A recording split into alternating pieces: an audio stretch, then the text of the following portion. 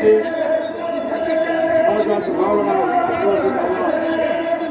এবং নেতৃবৃন্দ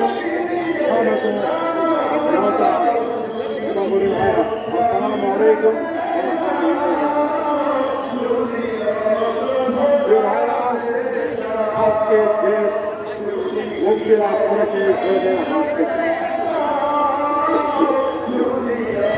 দেশ যতভাবে স্বাধীন হয়েছে, ছেলেটার মুক্ত হয়েছে, আল্লাহ দেশ দিচ্ছেন, কিন্তু ওটি ধরেন তো ছাড়েন না মেয়েদের আল্লাহ। কিন্তু যখন সময় হয়ে যায় তখন আর কিছুই করার থাকে না।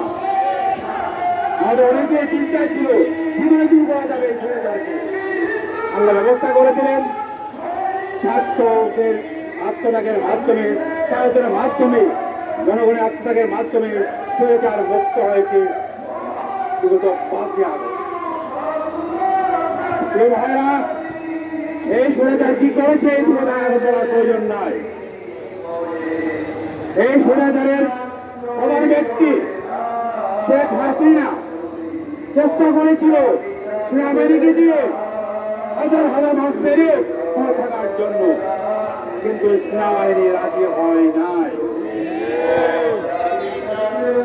তখন তাদেরকে জানানো হলো দলিতগুলো তাদেরকে পদত্যাগ করতে হবে, কোনো বিকল্প নাই। জনগণ আসছে এবং গণভবন দখল করে ফেলবে। তখন তিনি আত্মকার্যের ভয়ে তিনি পালিয়ে গেলেন, গেলেন।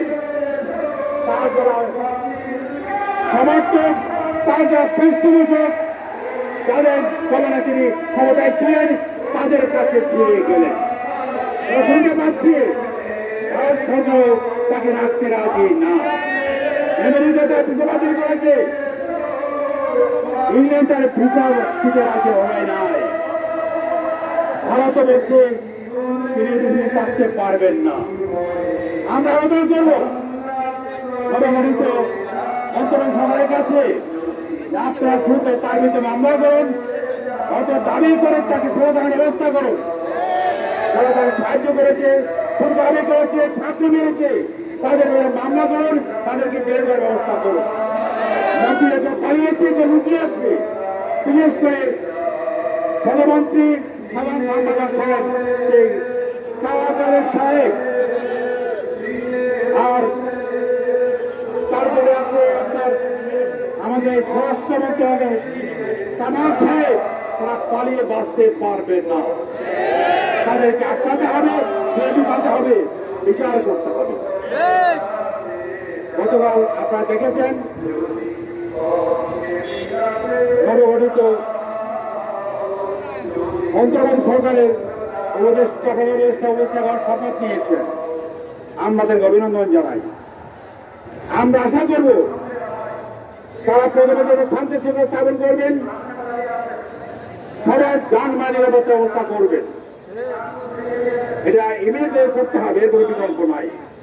তারপর 14-15 বছরে প্রতি স্বৈরাচার যে জঞ্জাল তৈরি করেছে, বিচার বিভাগ, নির্বাচন কমিশন, অর্থনীতি, সামাজিক সমস্ত অবস্থা, গণতন্ত্র সব কিছুর জন্য তৈরি করেছে। এর থেকে মুক্ত করে দেশকে আবার নির্বাচিত করে ব্যবস্থা করতে হবে। তাই প্রিয় ভাই আমার, আমরা এখানে যারা আছি, কোন যারা আছেন, মনে রাখবেন বিজয় আসছে থেকে বিজয়কে ধ্বংস করার জন্য, নস্বাত করার জন্য হাতিয়া সরকারের যারা চামুনারা আজকে ষড়যন্ত্র করছে,